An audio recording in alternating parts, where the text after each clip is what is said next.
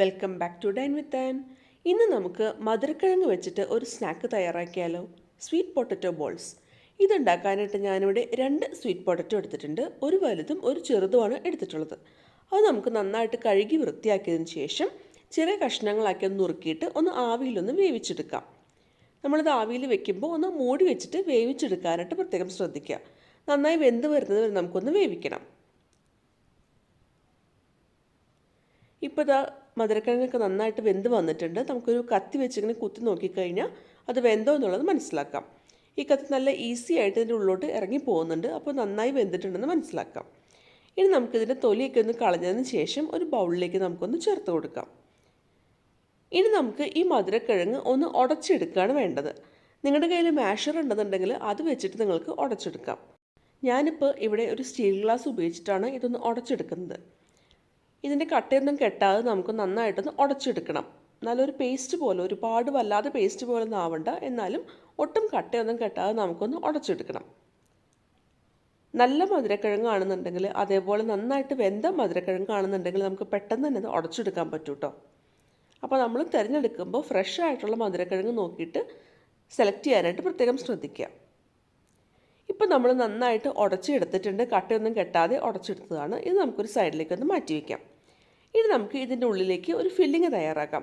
ഞാനിവിടെ 3 table spoon ചിരകിയ തേങ്ങ ഒരു ബൗളിലേക്ക് ചേർത്ത് കൊടുക്കുന്നുണ്ട്.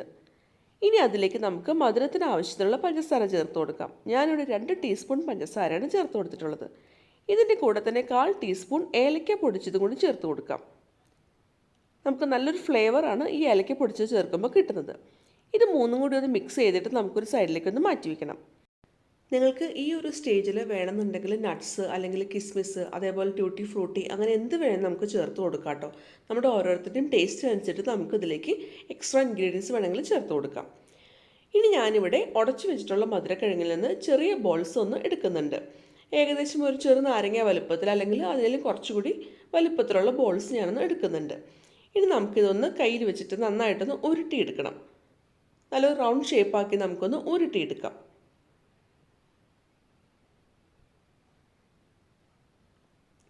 ഇനി നമുക്ക് നമ്മൾ തയ്യാറാക്കി വെച്ചിട്ടുള്ള ഈ ബോൾസ് കയ്യിൽ വെച്ചിട്ട് ചെറുതായിട്ടൊന്ന് പരത്തി കൊടുക്കണം. എന്നിട്ട് നടുക്ക് ചെറുതായിട്ടൊരു കുഴി പോലെ ഒന്ന് ഉണ്ടാക്കണം. നമ്മൾ സാധാരണ കൊഴുക്കട്ടയൊക്കെ ഫില്ല് ചെയ്യില്ലേ, അതേപോലെയാണ് നമ്മളിതിലും ഫില്ല് ചെയ്യുന്നത്. ഇനി നമുക്കിതിൻ്റെ നടുക്ക് തയ്യാറാക്കി വെച്ചിട്ടുള്ള തേങ്ങയുടെ ആ ഒരു മിക്സ് ചേർത്ത് കൊടുക്കാം. ആ മിക്സ് ചേർക്കുമ്പോൾ വളരെ കുറച്ച് മാത്രം ചേർത്താൽ മതി, കാരണം നമുക്കിതൊന്ന് സീൽ ചെയ്തെടുക്കാനുള്ളതാണ്. അപ്പോൾ മിക്സ് ഒരുപാട് കൂടി പോവുകയാണെന്നുണ്ടെങ്കിൽ നമുക്കിത് പൊട്ടാതെ സീൽ ചെയ്തെടുക്കാൻ പറ്റില്ല. നമുക്കിത് പൊട്ടാതെ എല്ലാ വശവും ഒരേപോലെ ഒന്ന് സീൽ ചെയ്തെടുക്കാം. ഈ തേങ്ങയുടെ ഫില്ലിംഗ് ഒക്കെ കുറച്ചൊക്കെ ഒന്ന് പുറത്തേക്ക് ആയിന്ന് വിചാരിച്ചിട്ടും കുഴപ്പമൊന്നുമില്ല കേട്ടോ. നമ്മളിത് നന്നായിട്ടൊന്ന് പിടിച്ചെടുത്താൽ മതിയാവും. എല്ലാ വശവും ഒരേപോലെ ഒന്ന് സീൽ ചെയ്ത് കഴിഞ്ഞാൽ കൈ ഉപയോഗിച്ചിട്ട് നന്നായിട്ടൊന്ന് പിടിച്ച് ഒന്നുകൂടി ഒന്ന് റൗണ്ട് ഷേപ്പിൽ നമുക്കൊന്ന് ആക്കിയെടുക്കാം. അപ്പോൾ നമുക്ക് ആ ഒരു കറക്റ്റ് ഷേപ്പിൽ തന്നെ ഈ ബോൾസ് നമുക്ക് കിട്ടുന്നതാണ്. ഇനി നമുക്കിതൊരു സൈഡിലേക്ക് ഒന്ന് മാറ്റി വയ്ക്കാം. ഇതേപോലെ തന്നെ നമുക്ക് ബാക്കിയുള്ള എല്ലാ ബോൾസും പിടിച്ചെടുക്കാം. ഞാൻ നേരത്തെ പറഞ്ഞതുപോലെ ഈ ഫില്ലിങ്ങിൻ്റെ അകത്ത് നമുക്ക് ഇഷ്ടമുള്ള സാധനങ്ങൾ വെക്കാം. ഈ തേങ്ങയ്ക്ക് പകരം വേണമെന്നുണ്ടെങ്കിൽ നിങ്ങൾക്ക് ഏത്തപ്പഴം വെക്കാം, അല്ലെങ്കിൽ ഡ്രൈ ഫ്രൂട്ട്സ്, നട്ട്സ്, അങ്ങനെ എന്ത് വേണ്ടി നിങ്ങൾക്ക് ചേർത്ത് കൊടുക്കാം കേട്ടോ. നമ്മുടെ ഓരോരുത്തരുടെയും ടേസ്റ്റ് അനുസരിച്ചിട്ട് നമുക്ക് ഓരോ ഫില്ലിങ്ങും മാറ്റി മാറ്റി പരീക്ഷിക്കാവുന്നതാണ്.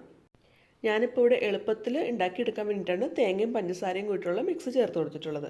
നിങ്ങൾക്ക് വേണമെന്നുണ്ടെങ്കിൽ ഒരു വെറൈറ്റിക്ക് വേണമെങ്കിൽ സ്പൈസി ആയിട്ടുള്ള മിക്സ് വേണമെങ്കിൽ ട്രൈ ചെയ്യാം കേട്ടോ. ഏതെങ്കിലും നോൺ വെജ് ഫില്ലിംഗ് വേണമെങ്കിൽ നിങ്ങൾക്ക് ഇതിൻ്റെ അകത്ത് വെച്ചിട്ട് ഉണ്ടാക്കാവുന്നതാണ്. ഇതേപോലെ നമുക്ക് ബാക്കിയുള്ള എല്ലാ ബോൾസും പിടിച്ചെടുക്കണം.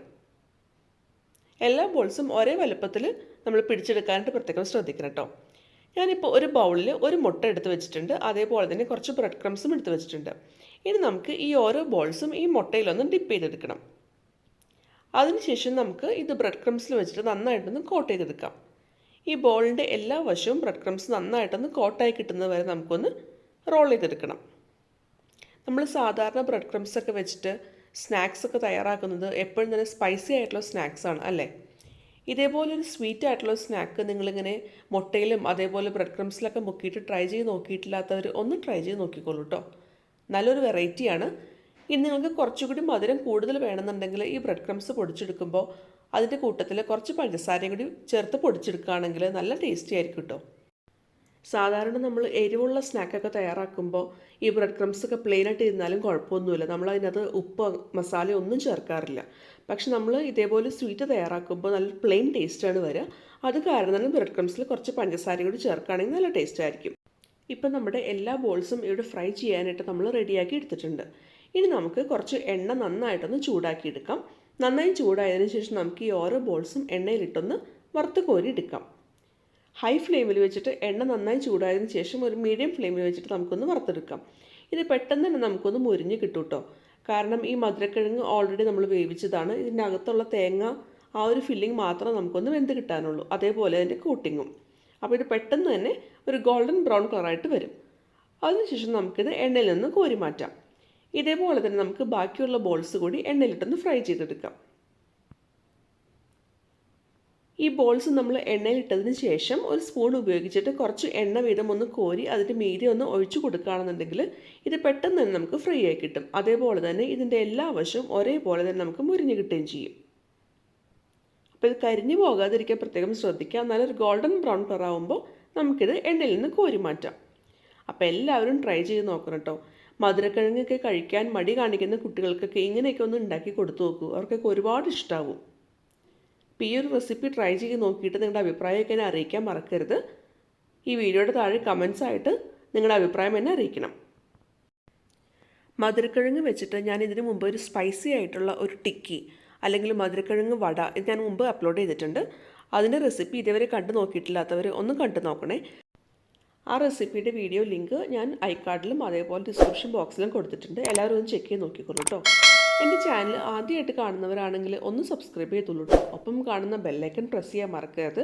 എന്നാൽ മാത്രമാണ് ഞാനിടുന്ന വീഡിയോയുടെ ഫ്യൂച്ചർ നോട്ടിഫിക്കേഷൻസൊക്കെ നിങ്ങൾക്ക് കിട്ടുള്ളൂ. ഇതുപോലെ ഒരുപാട് വെറൈറ്റി ആയിട്ടുള്ള ഡിഷസ് ഞാൻ എൻ്റെ ചാനലിൽ എല്ലാ ആഴ്ചയും അപ്ലോഡ് ചെയ്യുന്നുണ്ട്. വെറൈറ്റി ആയിട്ടുള്ള റെസിപ്പീസ് ട്രൈ ചെയ്ത് നോക്കാൻ താല്പര്യമുള്ളവർ എൻ്റെ ചാനൽ ചെക്ക് ചെയ്യാൻ മറക്കരുത് കേട്ടോ. അപ്പോൾ വീണ്ടും വേറൊരു അടിപൊളി റെസിപ്പിയായിട്ട് അടുത്ത വീഡിയോയിൽ കാണാം. അതുവരെ ബൈ.